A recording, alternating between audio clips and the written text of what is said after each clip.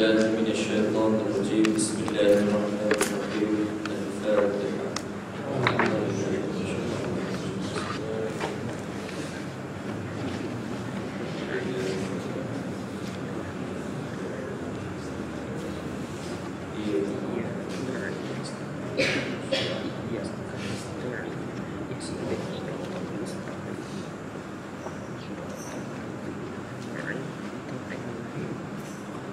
أعوذ بالله من الشيطان الرجيم. بسم الله الرحمن الرحيم.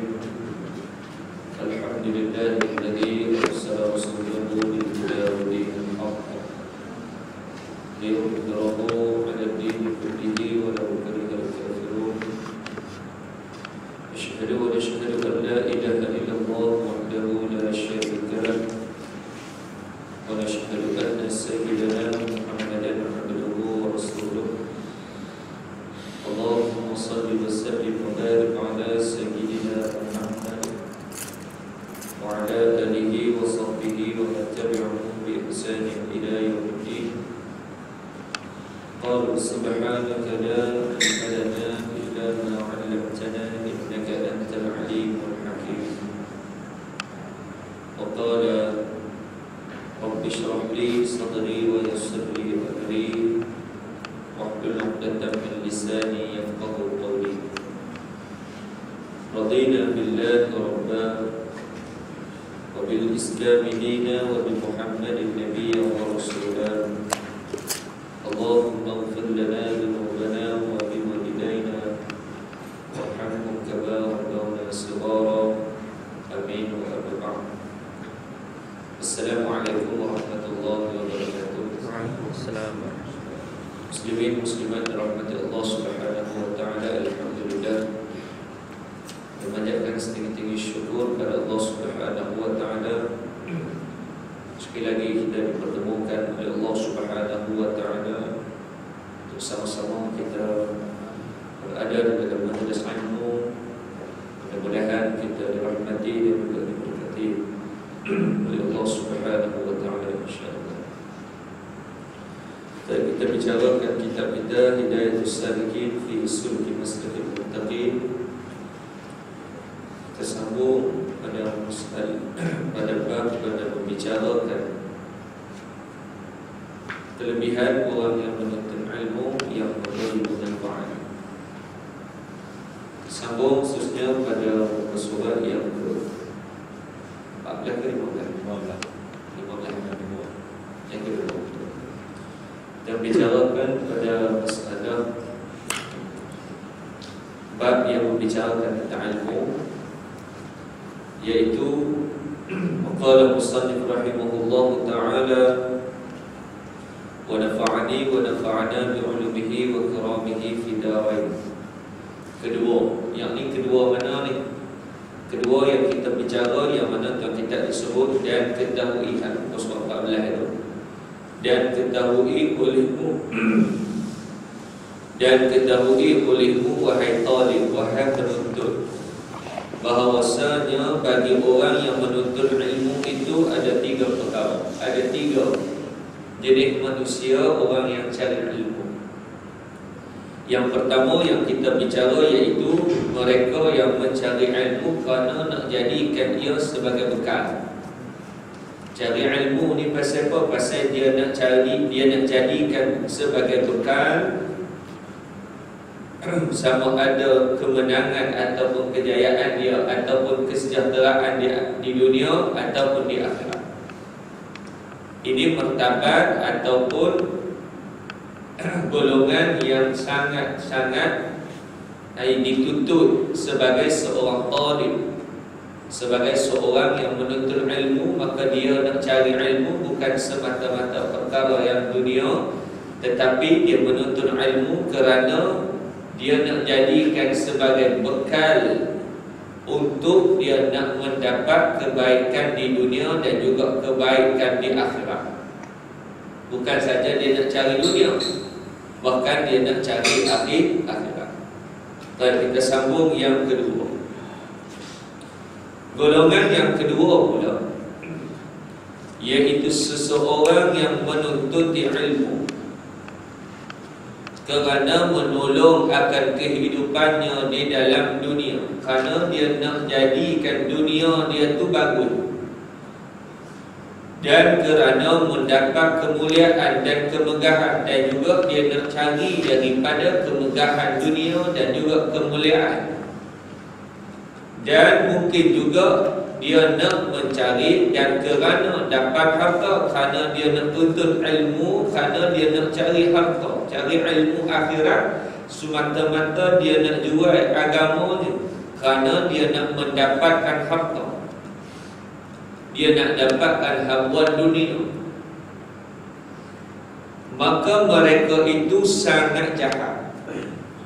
Golongan yang kedua ni digelar sebagai orang yang sangat jahat. Tuntut ilmu Allah, tuntut ilmu agama, tuntut ilmu duniawi adalah kerana dia nak mencari kebaikan dia di dunia.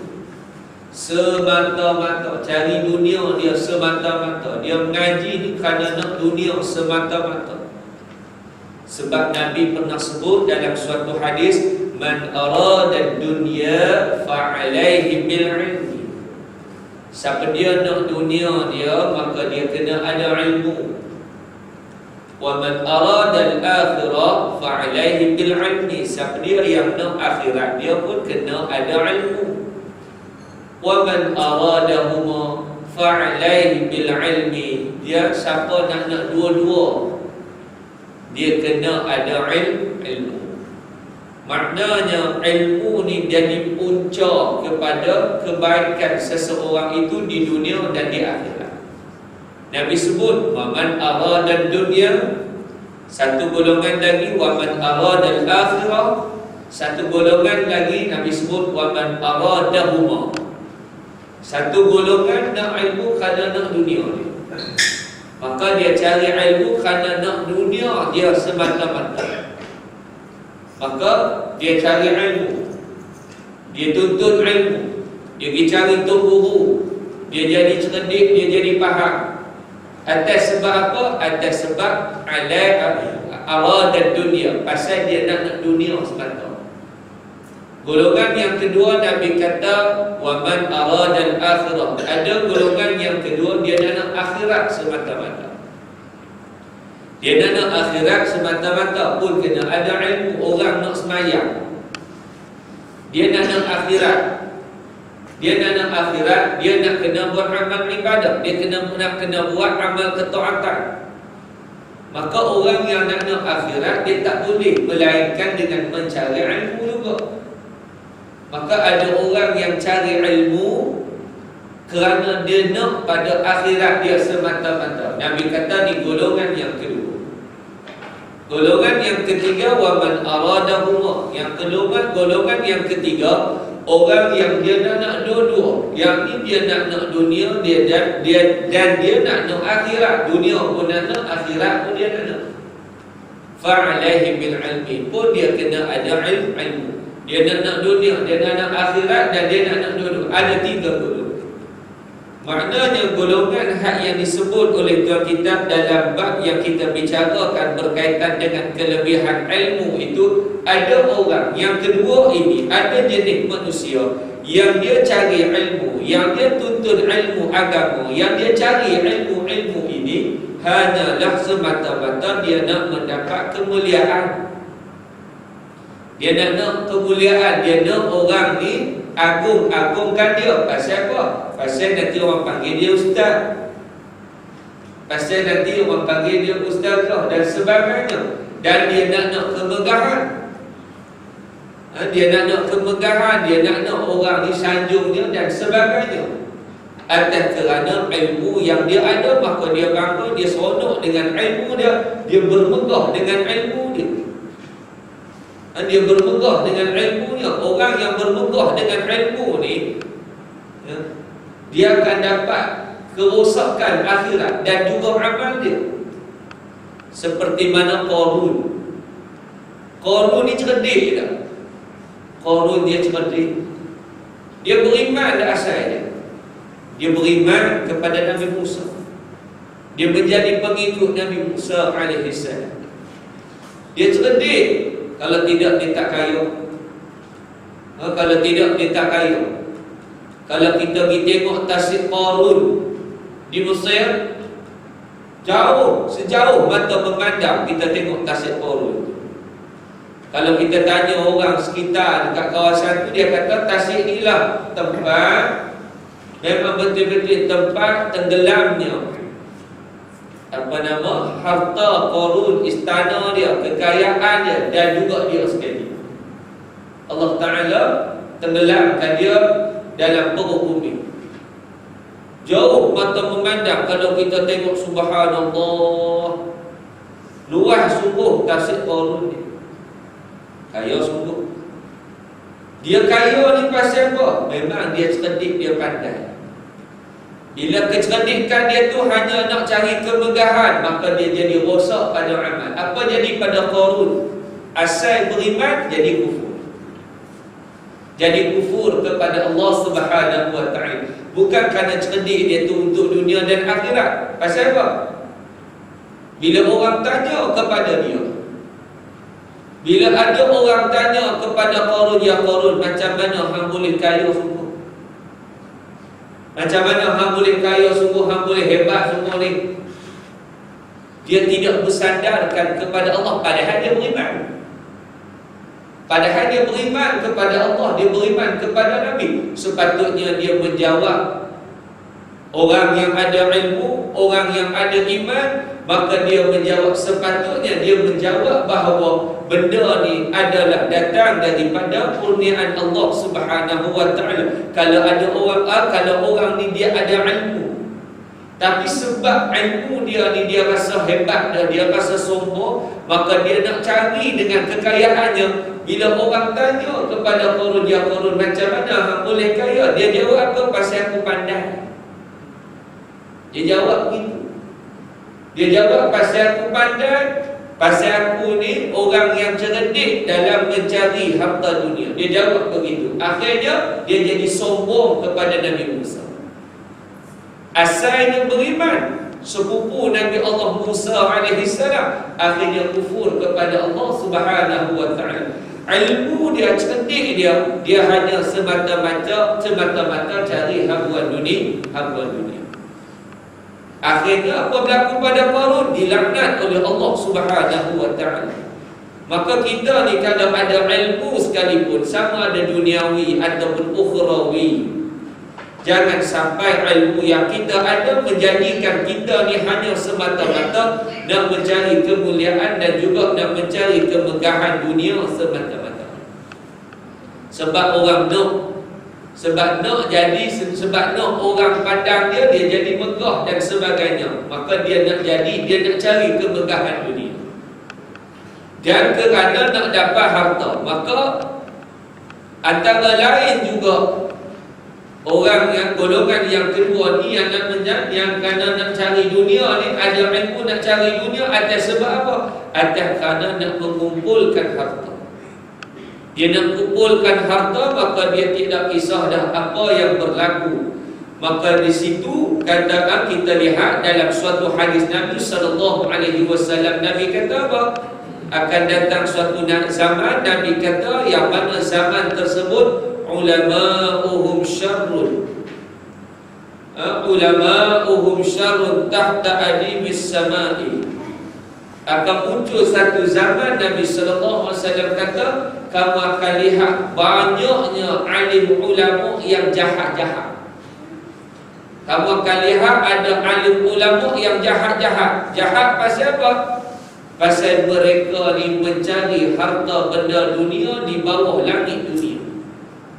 Mereka ni cari dunia kerana mereka nak kepada kedudukannya. Mereka nak cari kemegahan mereka, mereka nak cari kemuliaan, dan juga mereka nak cari harta, nak jaga kekayaan mereka. Maka kamu akan lihat akan muncul ulama-ulama yang jahat kerana nak cari dunia. Alim tapi jadi jahat. Yang ni akan muncul, kata Nabi SAW, pada suatu zaman. Zaman ni tak, kalau ada zaman tak, mungkin ada zaman tak. Kalau akan datang, dan insya-Allah benda tu seperti yang Nabi sallallahu alaihi wasallam sebut, akan datang ulama-ulama yang jahat. Alim dalam ilmu tetapi jahat kerana nak memperkukuhkan kedudukannya, kerana nak mencarikan akan harta dunia. Tuan kitab sebut, maka mereka itu sangat jahat. Kalau ada orang yang macam yang alim tapi tak mau untuk bicara urusan akhirat, hanya semata-mata bicara urusan dunia.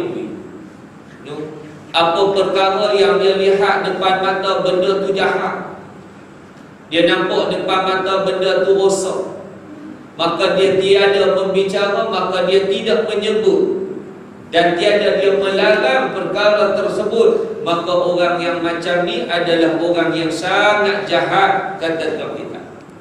Jangan sampai kita ni jadi manusia orang yang alim tapi kita tak tengok apa yang duduk depan kita, benda tu adalah benda yang jahat, maka tiada dia tegur, maka tiada dia lihat, kerana bimbang, kerana hilang yang akan kemuliaan dan kemegahannya. Maka benda ni duduk pada golongan yang kedua. Dia ada ilmu hanya semata-mata nak mencari kedudukan dan kemuliaan serta kemegahan. Mereka ini sangat jahat, kata Tuhan kita. Kita ni kena jaga, jangan sampai kita ni dilabelkan sebagai orang yang ada ilmu tapi jahat dari sudut amalan. Jangan jadi orang yang ada ilmu tapi jahat dari sudut amalannya. Bicara pun tak macam bicara orang alim.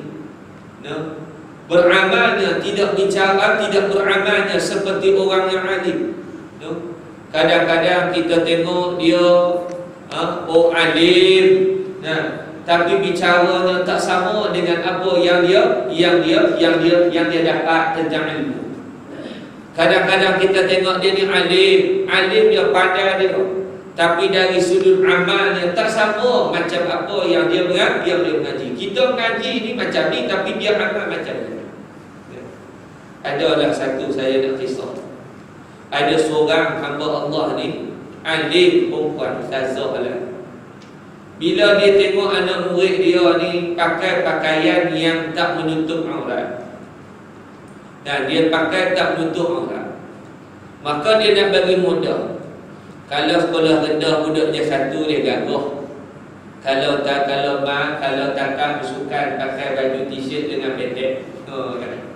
Tapi kalau dah tingkatan 4, kata 5 main sekolah pakai t-shirt lagi dengan penampak apa semua, maka benda ni kita kena larang. Apatah lagi dia ni ada ilmu, dia ada ilmu dan sebagainya. Bila orang tanya, bila orang hak tak ada ilmu ni bertanya, boleh tak? Dia kata boleh.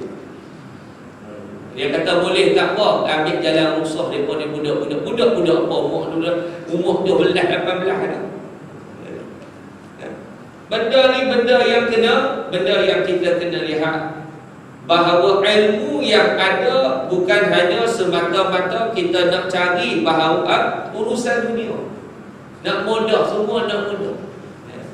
Memanglah aurat perempuan ni ada masa ketikanya dia boleh nampak. Umpamanya para ulama kata masa dia bekerja, tapi masa bekerja ni taklah semua bainan, tak semua aurat dia boleh nampak. Diringankan untuk dia menampakkan auratnya. Umpamanya maksud dia macam mana? Masa dia bekerja, maksud dia bukanlah makna kata bila dia kerja dia boleh pecah tudung dia boleh pecah semua apa yang dia pecah. Tak, maknanya aurat ringan dia macam mana? Mungkin kalau dia kerja yang terpaksa dia sintinkan, dia asyik pakai lengan panjang, tapi terpaksa dia sintin nampak gitu, maka kata para ulama dimaafkan, kerana pada masa tu dia sedang bekerja. Itu pun para ulama kata dia mesti menutup aurat dulu. Dia mesti menutup aurat dulu. Maka pada masa tu bila dia buat kerja, dia tak perasan, dia sinting lengan dia nampak sikit. Ada para ulama memaafkan, tapi kebanyakan para ulama kata benda tu boleh mendatangkan kepada fitnah juga, maka hendaklah dijagai. Maka kita yang belajar begitu, kita yang mengaji benda-benda yang macam ni, maka kita kena bertahan disiplin ilmu. Kita kena bertahan disiplin ilmu. Maknanya ilmu ni bagaimana para ulama kata boleh, ketika mana kata boleh, ketika mana kita tak boleh. Islam ajak begitu. Ada masa Islam membolehkan sampai ke peringkat boleh lafaz kalimah kufur. Kalau sekiranya berlaku mukrih, yakni berlaku perkara-perkara yang kita sebut paksaan, boleh sampai sebut kalimah kufur kalau kita mengaji dalam ilmu tauhid. Tetapi hendaklah dilihat disiplin-disiplin dia. Nak boleh sampai tahap tu macam mana? Nak sampai tahap dibolehkan itu sampai mana? Bukan sesuatu kata ada benda yang dibolehkan, maka kita pilih dibolehkan terus. Tak boleh. Kena ikut disiplin ilmu. Sebagai seorang talib, sebagai seorang yang mengaji dengan ilmu agama ni, dia kena tahu disiplin ilmu. Macam mana, bagaimana, masa bila yang boleh kita buat perkara yang dibolehkan. Waktu bila? Bukanlah waktu-waktu mudah kita boleh ambil hak mudah, tak boleh. Ya. Orang tak letak pun pistol kat leher kita. Tak letak pun dalam dekat perut kita pistol kau, tak parah kau, tak lebih kau, tak panah kau, suruh kita murtad. Tak pun tak ada. Dia cuma hantar mesej je. Kita pun jawab okey aku murtad. Yang tidak. Yang ni bukan benda yang terus kita pilih jalan tu. Ada benda yang kita boleh, yang kita kena ikut disiplin dia. Bukan boleh terus dengan sosok kita kata ada ketika aurat orang perempuan itu boleh dinampai. Itu pun para ulama kata bukan pilih yang tu. Dia kena ikut disiplinnya dan sebagainya. Bukan bila kata boleh sampai boleh pecat, tak boleh. Ataupun dia daripada rumah lagi, sebab dia nak kerja daripada rumah lagi, dia pakai dah tak nutup aurat dah, tak boleh. Itu pun para ulama kata hanya kerana dia terlupa maka dia siti. Kita orang perempuan. Kadang-kadang dia kerja, duduk macam buat kenduri. Ya, macam kenduri. Kadang-kadang tak perasan betul tak? Kita pergi elok dah, keluar pada rumah pakai tudung labuh elok dah, pakai jukung elok dah. Tapi pasal nak pergi mana ni? Nak pergi rumah jiran, pasal nak pergi motor bawang. Pasal nak pergi motor bawang, orang perempuan kadang-kadang tak pasal sangi, dia kira nak sini. Mai sini bawang tu kat aku. Kawan ni pula mai sini haja. Maka kadang tak perasan dia punya sini tu nampak kat sini, nampak marah. Ada ulama kata kerana benda tu ringan, dimaafkan. Kerana dimaafkan kata. Tapi kalau dia perasan masa tu, maka pada masa tu para ulama kata tak boleh pilih jalan tu. Maknanya bukan makna kata sasa dibolehkan maka dia pecah tu aku pakai t-shirt dah senang. Tak boleh gitu. Maka benda-benda yang ni adalah disiplin ilmu. Kita tak boleh untuk kita pilih hak benda yang paling ringan, benda yang boleh, melainkan kita dan sehingga menyebabkan kita tinggal benda hak yang diletakkan dulu, yang lebih aula dulu, yang lebih diutamakan, kita tinggal. Yang inilah benda-benda yang kita kena ingat. Pasal apa ramai sangat orang bila datang macam zaman law ni. Zaman law ni macam-macam masalah yang berlaku. Macam-macam masalah nak buat harok kafe lah apa ni. Macam-macam. Benda-benda hak yang macam ni benda-benda yang kita kena lihat. Tak boleh tengok hak benda hak yang tak apa kita terus ambil hak mudah, hak yang hak ringan, tak boleh. Kalau benda tu dah nampak ada perkara-perkara yang boleh mendatangkan kepada kerosakan masyarakat, maka manusia kena ambil disiplin ilmu. Disiplin ilmu dia apa? Haram. Tak boleh, kerana boleh mendatangkan kepada kerosakan pada masyarakat. Merosakkan masyarakat adalah perkara yang diharamkan oleh Allah Subhanahu wa taala. Disiplin ilmu. Itu sebablah bila kita ada ilmu, Bila kita ada ilmu berkaitan dengan ilmu hukum hakam dan sebagainya, maka hendaklah kita lihat hukum, kita kena lihat agama, kita kena lihat Allah yang menggubalkan hukum. Kena tengok Nabi yang mendatangkan hukum tersebut, supaya kita tak jadi manusia yang ada ilmu, tapi kita mencari kemegahan dunia, dan juga kerana nak menuntut dan nak mencari habuan dunia. Maka Tuhan kita kata orang yang macam ni ada ilmu, tak bicara urusan ukhrawi, hanya bicara urusan duniawi, maka mereka itu sangat jahat sungguh. Sangat jahat, kata Tuhan kita. Kita takut hari yang ni lah yang disebut oleh Nabi SAW, muncul golongan-golongan yang alim, ulama, tapi jahat dalam urusan amalnya. Kemudian kata kita dulu, maka jika dikekalkannya akan qasadnya, yang ni niat dia. Kalau dia teruslah dengan macam tu lah, ada ilmu tapi nak niat dia tu hanya nak harta, nak megah, nak kemuliaan, maka jika dikekalkan akan qasadnya, yakni niatnya, serta diketahuinya akan jahat kelakuannya itu, dia tahu dia buat tu tak kena dengan disiplin ilmu yang dia ngaji, dia tahu benda tu tak kena dengan ilmu yang dia ngaji, hukum yang dia ngaji, dia tahu, maka lalu mati ia dengan tiada taubat, maka dia mati dengan tiada dia bertaubat kepada Allah Subhanahu wa taala daripada perbuatannya itu, maka dia tak bertaubat, maka mereka itu mati di dalam maksiat lagi derhaka mereka itu. Maka orang hak yang macam ni ada ilmu, mati tak bertaubat, yakni mati dalam keadaan tidak meraihkan ilmunya, hanya semata-mata mencari habuan dunia, maka hak yang macam ni matinya dalam keadaan maksiat, lagi derhaka mereka itu kepada Allah.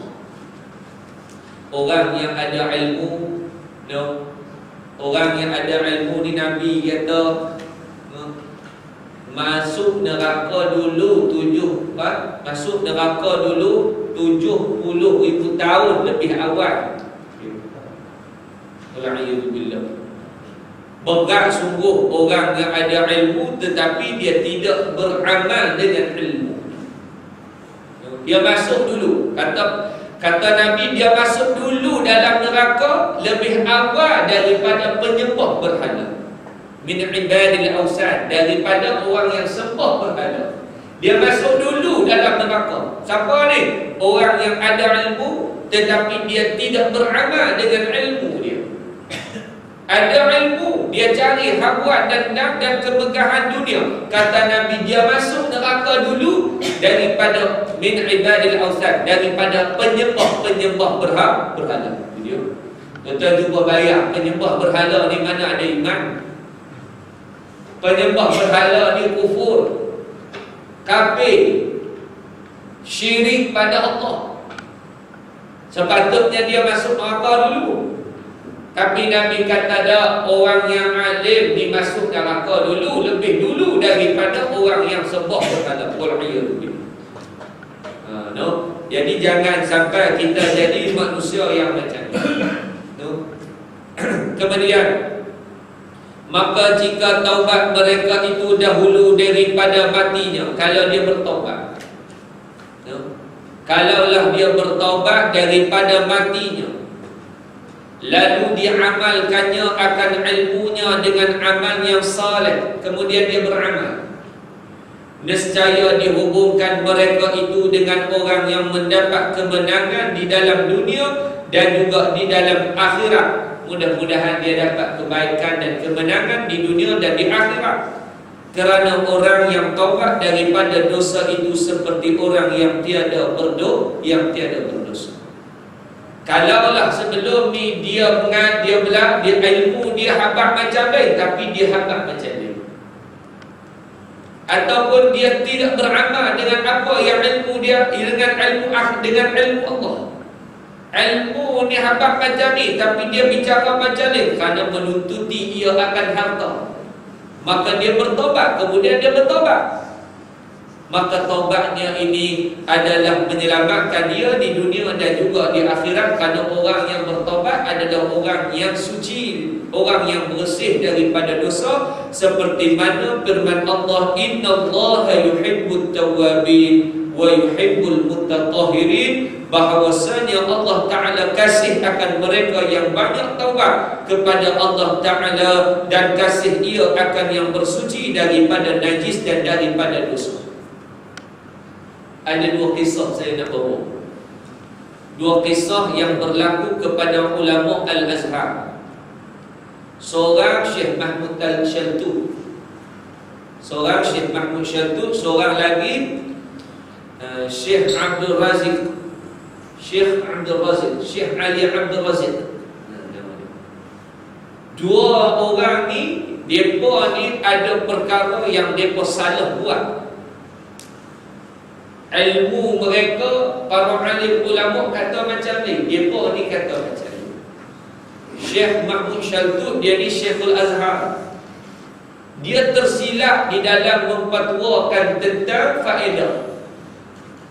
Kan? Dia tersilap dalam memfatwakan faedah. Para ulama Azhar kata haram kerana dia termasuk dalam riba. Syekh Mahmud Shaltut dalam fatwanya dia kata dah. Dia kata bahawa faedah tu bukan riba.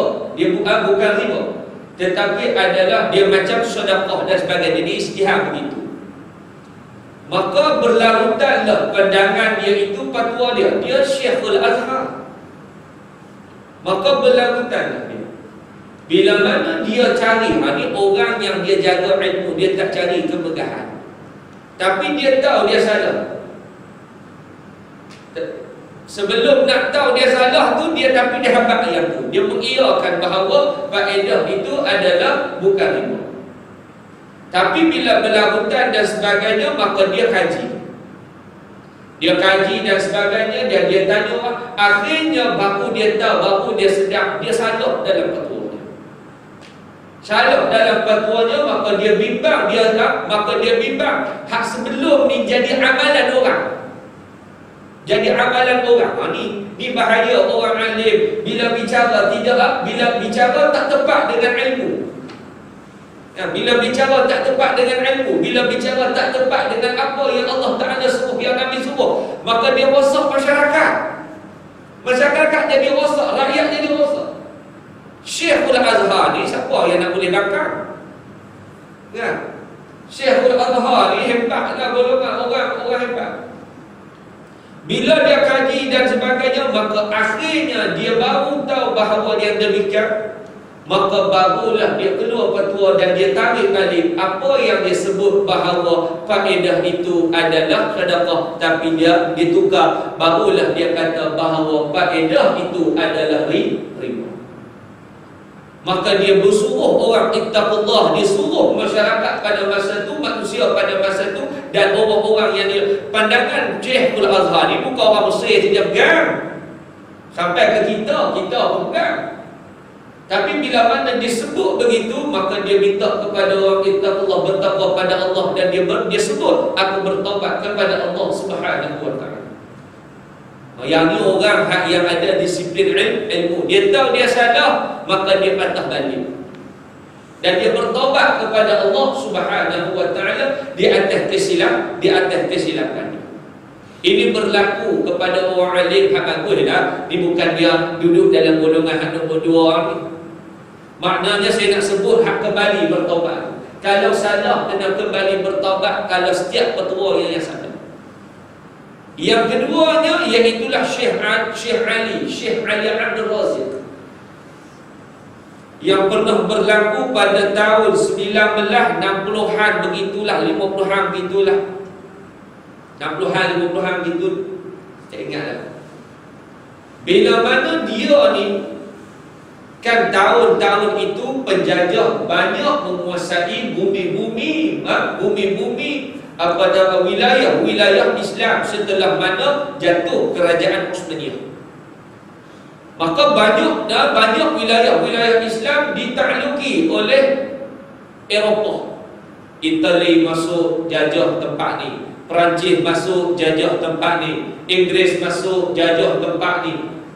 Kita pun tak lepas dengan British, Indonesia dengan Belanda dan sebagainya. Maknanya bila berlaku begini, maka dakwah yang dibawa oleh orang-orang Salibiyah ini, orang daripada Eropah Kristian ini, maka benda yang mereka bawa iaitulah nak menjauhkan orang Islam daripada Islam. Sebab itulah kalau kita tengok drama-drama dulu, cerita-cerita dulu, manusia jauh sungguh daripada Islam. Kerana dakwah yang mereka buat iaitulah nak memodelkan Islam, hendaklah menjauhkan Islam, hendaklah menjauhkan orang Islam daripada agama baru jadi model. Itu sebab umur habis masyarakat pada masa itu. Masyarakat Arab pada masa itu, kalau tuan-tuan tengok, saya pergi negara mula-mula pergi tengok drama Arab di sana. Cerita-cerita hak lama-lama, hak tahun 1950, 60-an, semua pakai skirt. Kita ingat tu Arab ni bagus ke?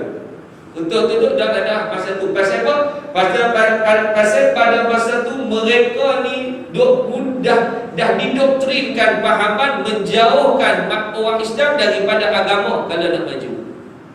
Tu Turki jadi macam tu.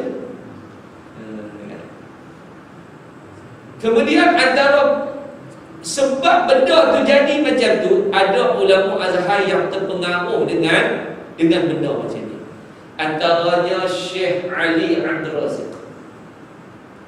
Bila dia karang satu kitab, dia fatwakan bahawa apa yang dia fatwa untuk mendapatkan kebaikan dan kemajuan umat Islam, maka dia buah dalam fatwanya bahawa Islam tidak ada kena-mengena dengan as-siyasah, yakni dengan politik. Islam tak boleh bercampur dengan politik. Politik kena berjalan seiring yang lain, Islam kena berjalan seiring yang lain. Siapa cakap ni fatwa dia? Syekh Ali Abdul Razik. Dialah satu-satunya ulama Azhar yang fatwa macam tu. Menyebabkan 1971 menyebabkan ulama-ulama Azhar, melebatkan ulama-ulama Azhar tentang habis-habisan pandangan Syekh Ali Abdul Razik. Dia pun ulama hebat akan jalan-jalan. Tapi dia seorang dia keluar, dia terpengaruh dengan dakwah daripada golongan-golongan penjajah. Bila dia berpula pandangan yang sedemikian, maka ulama-ulama Azhar tentang habis-habisan. Akhirnya nak buat macam mana ni pandangan dia ni boleh merosakkan akidah. Akhirnya organisasi besar menghimpunkan ulama-ulama Azhar ni, panggil dia untuk tanya tentang fatwa dan kitab yang dihuraikan. Panggil dia. Syekh Ali Abdul Razik dapat jemputan mai satu hari mai. Dia datang nak masuk dalam satu dewan. Dia lihat penuh para alim ulama yang nak tunggu, yang nak dengar dia punya pandangan dan dia punya pandangan dan juga hujah dia berkaitan Islam dengan politik. Bila dia masuk dia bagi salam, Assalamualaikum warahmatullahi wabarakatuh. Tuan-tuan, jawab beri salam sunat, jawab salam wajib terjadi. Bila dia bagi salam, perangai orang Arab bagi salam, dia jawablah cepat. Kita sebut sallu alaih, dia jawab cepat, sallallahu alaihi wasallam. Kita nak sallu alaih, selamat dah pun. Bila dia bagi salam, Syekh Ali Abdul Razik, dia bagi salam, semua ulama yang ada dalam dewan, dalam bilik tersebut, seorang pun tak jawab salam dia. Seorang pun tak jawab salam dia. Kerana menentang pandangan dan fatwa daripada Syekh Ali Abdul Razik yang memisahkan antara Islam dan juga as-siyasah. menyebabkan ulama besar dalam kibarul ulama dalam Al-Azhar tak jawab salam dia. Barulah dia beri pandangan dan sebagainya, maka dia tahan. Akhirnya habis macam tu dengan menyatakan bahawa Syekh Ali Abdul Razik dah sesat. Akhirnya kemudian daripada tu, tuan-tuan kalau baca kisah dia, Syekh Ali Abdul Razik akhirnya bertaubat. Dia orang yang ada disiplin ilmu dan sebagainya. Maka bila mana dia melihat pandangan dia itu boleh merosakkan masyarakat Islam, boleh membesarkan akidah Islam yang misah agama dengan siasah ini adalah doktrin yang dibawa oleh golongan secularism. Lillah wa li qaisar li qaisar. Serahlah sesuatu itu pada Allah, urusan Allah, dan serahlah urusan pemerintahan itu kepada pemerintahan. Itu slogan secularism. Lillah wa li qaisar. Itu slogan secularism. Syekh Ali Abdul Razik terpengaruh, tapi akhirnya dia bertobat. Akhir hayatnya dia bertobat pada Allah, dan dia tarik balik fatwa dia, dan dia tarik balik pandangan dia, dan juga buku yang dia karang. Maka dia kata, buku aku ni lah menyesatkan manusia. Aku bertobat kepada Allah Subhanahu wa ta'ala. Ini saya nak sebut apa dia? Saya nak sebut bukanlah Syekh ini orang yang duduk dalam golongan kedua, tetapi saya nak bawa bahawa kadang-kadang fatwa yang boleh merosakkan masyarakat boleh dicegah, boleh kita buang dengan bertaubat kepada Allah Subhanahu wa ta'ala, yang disebut oleh tuan kita, nescaya dihubungkan mereka itu dengan orang yang dapat kemenangan di dalam dunia dan juga di dalam akhirat. Ini disebut oleh tuan kita, supaya kita ni sentiasa kembali kepada ilmu. Mudah-mudahan kita selamat dunia akhirat. Kemudian yang ketiga, golongan yang ketiga pula, seseorang yang menuntut ilmu dan ia menjadikan ilmunya itu sebab kepada membanyakkan harta dan kemegahan dan kebesaran dan kemuliaan, dan supaya banyak orang mengikut akan dia. Nak pula ada pengikut dia pula, nak pengikut dia. Dan bila ada pengikut, maka dia tak mau orang ikut syekh ni, nak ikut syekh ni je. Kena ikut tarikat ni saja. Tarikat tu tak betul, tarikat ni tak betul, tarikat aku yang betul. Ada habis syekh ni kan? Ada juga yang syekh ni, maknanya dia nak pengikut dia. Dia mengaji, bila dia mengaji maka dia nak ada pengikutnya, dan dia tak bagi ikut orang ni. Ataupun menyalahkan orang ni, tak sudah ikut syekh tu sesat. Jangan dia ikut tarikat ni sesat. Mendakwa tarikat sesat, padahal sama saja kan? Maka dia nak kepada banyak orang yang mengikut akan dia, maknanya dia nak ada pengikutnya, dan supaya banyak orang kasih kepadanya, nak orang suka pada dia, nak orang sayang kepada dia, dan supaya mudah dapat segala hajatnya. Dan mudah-mudahan bila orang suka padanya, bila orang banyak ikut dia, maka mudahlah baginya untuk memenuhi hajatnya. Maka mudahlah dia ni nak mendapatkan hajatnya. Hajat apa? Ikutlah dia nak apa, maka pengikutnya sediakan. Maka ini pun juga adalah perkara-perkara yang hendaklah kita perhati, supaya kita juga tidak termasuk dalam golongan yang demikian. Padahal mereka tiada ingat akan perbuatannya dan qasadnya yang jahat itu, kerana disangkakan akan dirinya itu hampir kepada Allah Ta'ala, kerana ia berupa dengan rupa ulama dan berlaku seperti kelakuan ulama.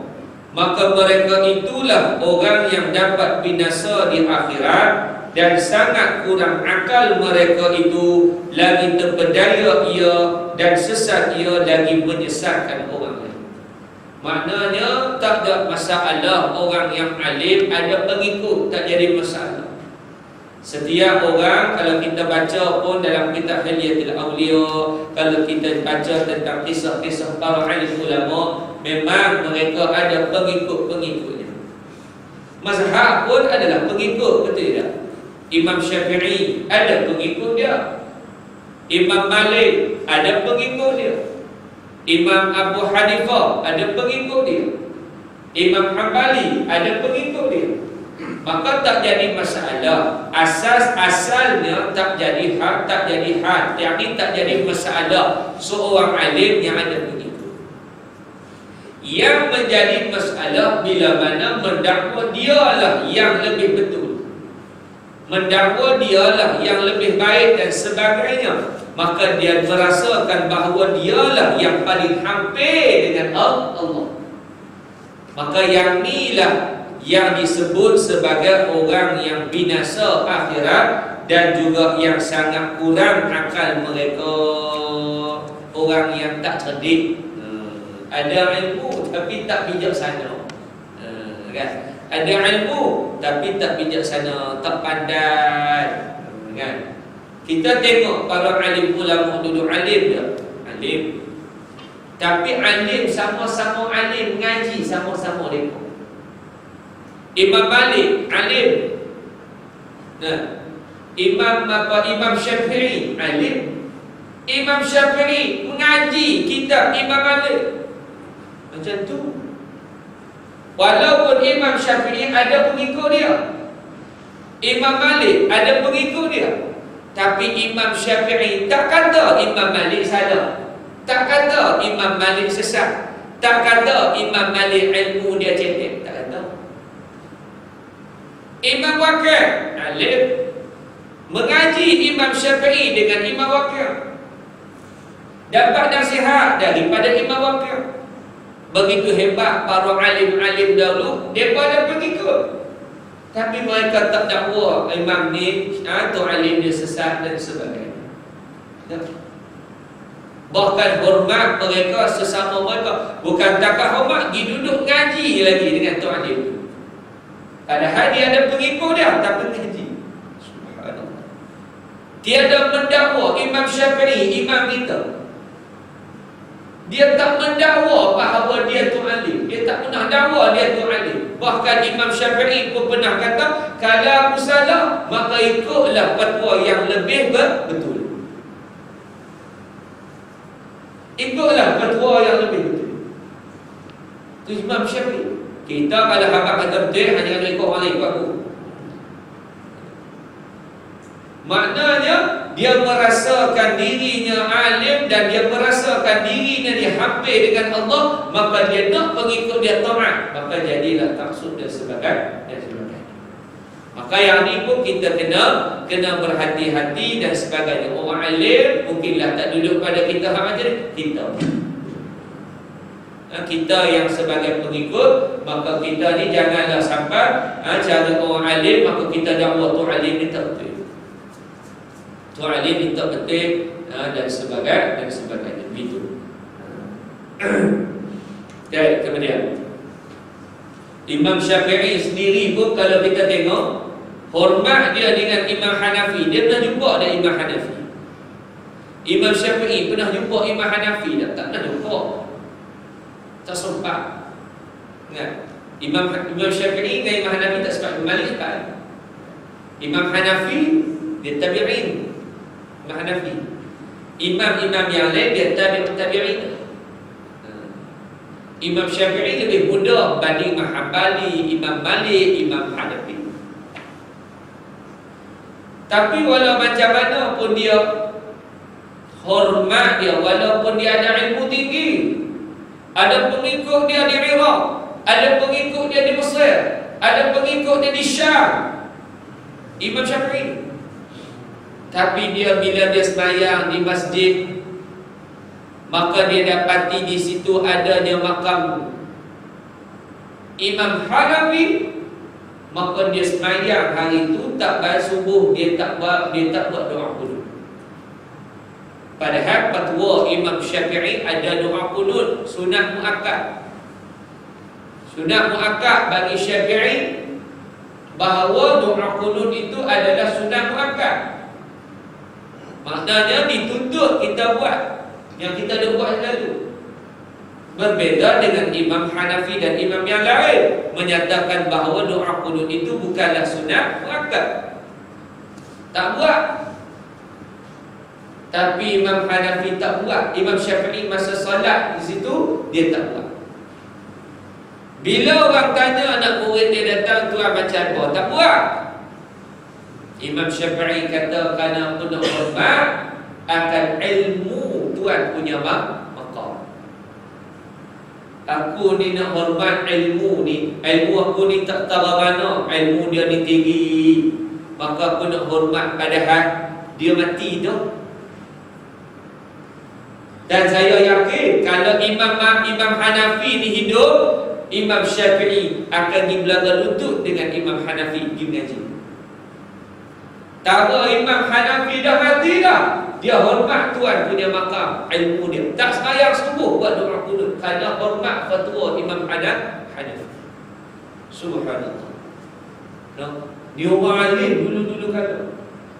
Dia meraihkan ilmu sesama mereka. Ini hebat para alim ulama yang terdahulu. Dan mereka itulah sejahat-jahat daripada ulama yang dikatakan oleh Nabi SAW dengan sabdanya, ana min ghairi dajjali akhwafu alaikum min ad-dajjali, faqila wa ma huwa ya Rasulullah, faqala ulama usu'. Aku terlebih takut atas kamu daripada Dajjal, akan seorang yang lain daripada Rasul yang lain daripada Dajjal. Aku ni lebih takut daripada Dajjal, Nabi kata. No? Maka sembah Nabi, siapa mereka tu siapa yang Rasulullah hang takut sangat lebih pada Dajjal ni? Kita dah ingat Dajjal terbit maka hidup. Tapi Nabi abang, aku lebih takut lagi, aku lebih bimbang daripada munculnya Dajjal. Nabi kata siapa? Nabi kata ulama usul. Yang aku takut iaitu mereka itulah ulama yang jahat. No, jadi kena jaga. Maknanya Nabi nak habaq teruk lagi ulama usul daripada Dajjal. No, wal'iyadu billah.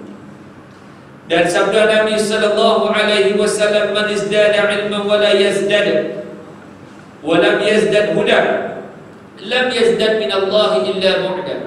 Barang siapa bertambah ilmunya padahal tiada bertambah hidayahnya, nescaya tiada bertambah daripada Allah Ta'ala itu melainkan dia jauh. Siapa ada ilmu tapi tak tambah hidayah, tak dekat daripada Allah. Patutnya ada ilmu lagi dia mendekatkan diri pada Allah, tapi dia ada ilmu lagi rosak dia, lagi jauh dia daripada Allah. Maka kata Nabi, dia tiada mendapat apa-apa daripada Allah. Dan ketahuilah olehmu wahai talib, bahawa hidayah dan takwa itu satu jua makna, tetapi ada bagi keduanya itu bidayah dan nihayah. Dari kerana inilah berkata Imam Al-Ghazali rahimahullah ta'ala dalam kitabnya Bidayah Al-Hidayah, fa'in qulta fama bidayatul hidayati liujarrima biha nafsi fa'lam anna bidayataha zahiratut taqwa wa nihayataha batinatut taqwa, fala 'aqibata illa littaqwa wa la hidayata illa lilmuttaqin. Maka jika engkau kata apa bidayah al-hidayah itu, supaya aku cuba dengan dia pada diriku, maka ketahuilah olehmu, kata Imam Al-Ghazali, bahawasanya bidayah al-hidayah itu zahir pada takwa. No? Zahir pada takwa yang kita tunjuk, yang orang nampak. Dan nihayah al-hidayah iaitulah batin takwa, hak dalam kita. Kalaulah kita nak apa yang kita mengaji itu dan kita nak lebih buat apa yang kita nak mengaji, maka dia datang daripada dalam. Maka dalam tu dia panggil nihayah. Yang mai daripada takwa dalam. Bila mai daripada takwa dalam, maka terzahirlah pada amalan, maka bidayah pada zahir takwa. Dan tiada dapat syurga melainkan takut akan Allah Ta'ala. Takut ni duduk kat mana? Takut ni main kat mana? Takut ni main kat dalam. Kita habaq saja neraka, tapi tak takut. Kita kata neraka, maka kita tak ada takut. Macam kita buatlah ni, sebut neraka. Pasal apa tak main takut? Pasal takut tu main kat dalam.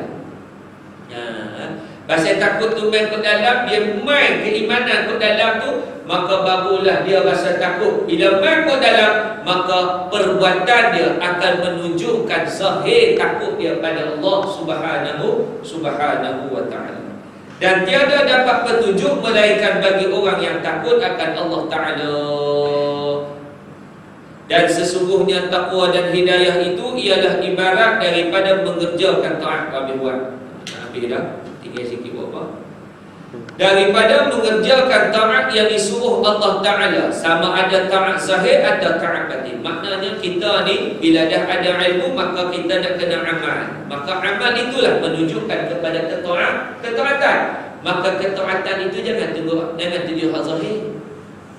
Tuju hak zahir macam mana? Kita main semayang, keluar semayang macam tu ke panggil? Panggil je lah. Panggil jahat tak ada. Panggil muka tu tak ada. Tak ada juga. Panggil fahsyak tu tak ada juga. Pasal apa? Pasal kita ni hanya taat zahir saja. Taat batin tak ada. Padahal Nabi sebut inna salata tanha 'anil fahsya'i wal munkar. Orang yang sembahyang ni bila dia sembahyang, dia boleh cegah diri dia daripada fahsyak, benda yang jahat, wal munkar, benda yang munkar. Tapi pasal apa? Orang bila habis sembahyang, keluar sembahyang, dia selum kasih orang dia. Pasal apa boleh jadi macam tu? Pasal dia hanya taat zahir je, taat batin je. Biarlah taat kita ni, biar taat dia kita yang keluar daripada dalam, yang keluar daripada dalaman dan terzahir pada luaran. Itu.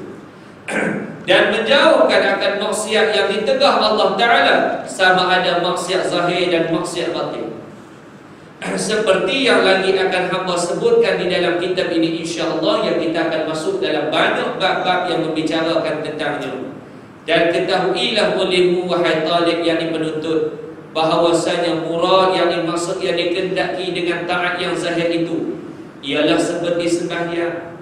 Hak zahir dia sembahyang. Sembahyang ni orang nampak tak apa dah. Sembahyang hak wajib ni orang nampak tak apa dah. Tak apa. Kita main nak sembahyang maghrib, naik motor, orang nampak, oh pak cik ni nak pergi masjid ni. Orang nampak.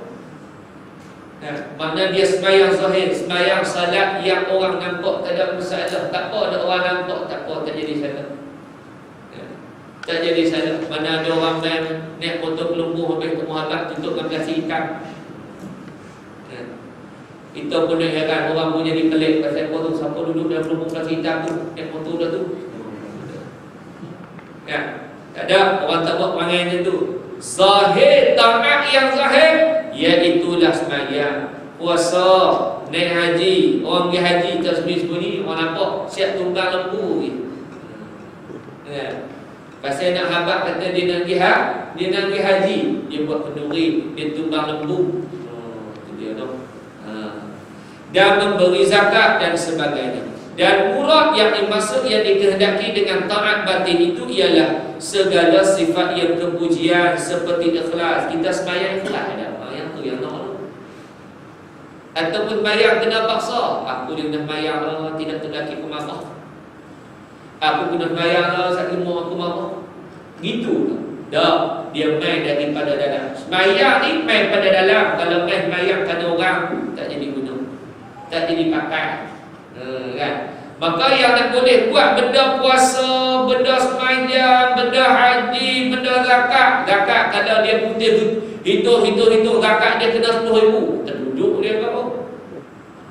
Dia kata 10,000 ni dia buat macam-macam dah kali pejabat tempat juga. Kan? Maka nak boleh buat ni, maka datang daripada hak dalam. No, dia mai daripada yang dalam. Apa dia? Ikhlas. Yang ni kita akan bicara bab ikhlas nanti. Hak tadi zahir kita akan bicara nanti. Hak zahir sembahyang, puasa, haji. Ya. Kemudian hak dalam hak benda-benda dalam ni ikhlas. Tapi dia lagi rendah diri, yang tawadhu, khudu' dan nasihat, zuhud, kan? Dan sabar. Kita sembang bab sabar, bicara bab sabar. Hil, tawakal dan barang sebagainya, dan banyak lagi bab yang kita akan bicara. Dan murad yang dengan maksiat yang zahir itu seperti zina, mencuri, minum arak, membunuh orang, memalukan orang, memaki orang, mengumpat orang dan sebagainya. Ada bab yang bicara umpamanya umpatan, umpamanya memaki orang, akan bicara juga. Dan murad dengan maksiat yang batin itu segala sifat yang kecelaan seperti hak dalam, hak jahat. Jahat hak dalam dia apa dia? Pasal apa yang dia boleh buat? Pasal apa datangnya sifat pasal apa datangnya sifat jahat kita ni, pasal apa? Sebab datang daripada jahatnya dalam juga. Apa dia? Iaitulah riya. Kalau kita sembahyang kerana riya, tak jadi guna juga. Ya. Ujub. Akan bicara bab-bab ni. Riya, ujub, takbur, hasad, kasih pada dunia dan barang sebagainya. Dan bab-bab inilah yang akan dibicara panjang lebar oleh Tuan kita dalam kitab kita Hidayatus Salikin, berkaitan dengan taat zahir dan taat batin, maksiat zahir dan juga maksiat batin, yang kita akan bicara dalam kitab ini, seperti yang lagi akan hamba sebutkan di dalam kitab ini insya-Allah taala. Yang ini maknanya kalau kita masuk bab yang pertama, iaitulah bab membicarakan tentang akidah. Bab membicarakan akidah Ahlus Sunnah wal Jamaah. Ahlus Sunnah wal Jamaah, yang inilah yang kita nak bicara itu, berkaitan dengan ilmu-ilmu yang Tuan kita buat secara ringkasan kepada kita. Nak mengaji dalam ni saja tak cukup, kena mengaji banyak lagi. InsyaAllah kita akan bicara apa yang telah dibahas oleh Tuan kita, insyaAllah. Okay. Wallahu a'lam bishawab. Ya.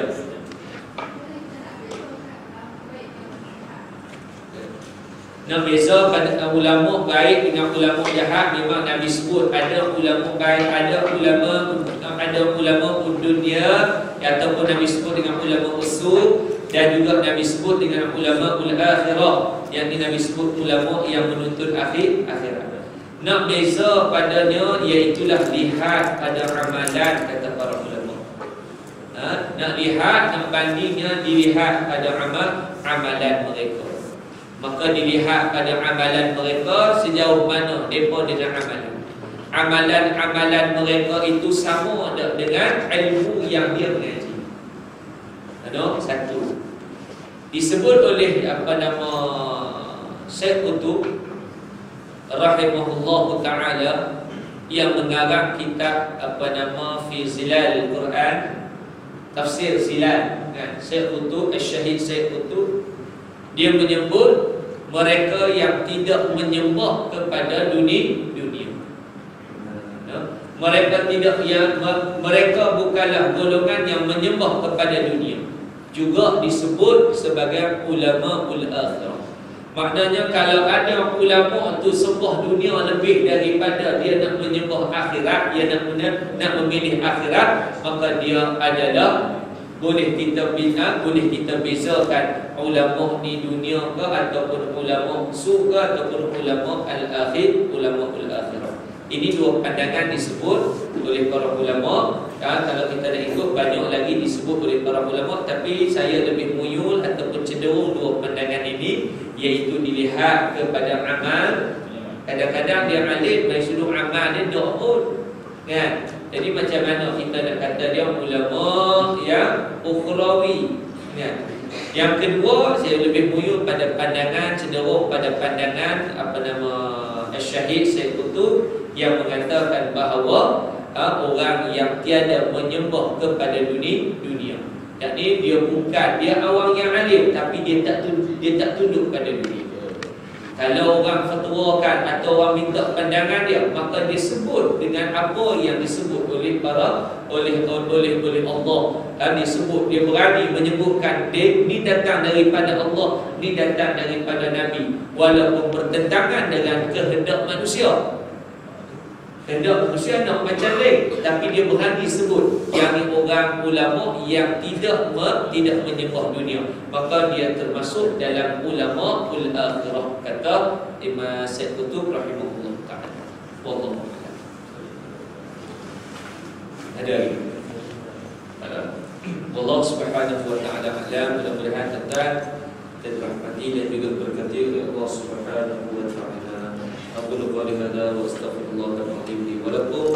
السلام عليكم ورحمة الله وبركاته. أعوذ بالله من الشيطان الرجيم. بسم الله الرحمن الرحيم. الحمد لله رب العالمين حمدا يوافي نعمه ويكافئ مزيدا. يا ربنا لك الحمد كما ينبغي لجلال وجهك وعظيم سلطانك.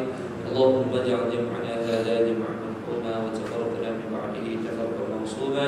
اللهم افتح علينا باب كل خير كما فتحته للأنبياء على عباد الصالحين. ربنا آتنا في الدنيا حسنة وفي الآخرة حسنة وقنا عذاب النار. وصلى الله على سيدنا محمد وعلى آله وصحبه وسلم والحمد لله رب العالمين.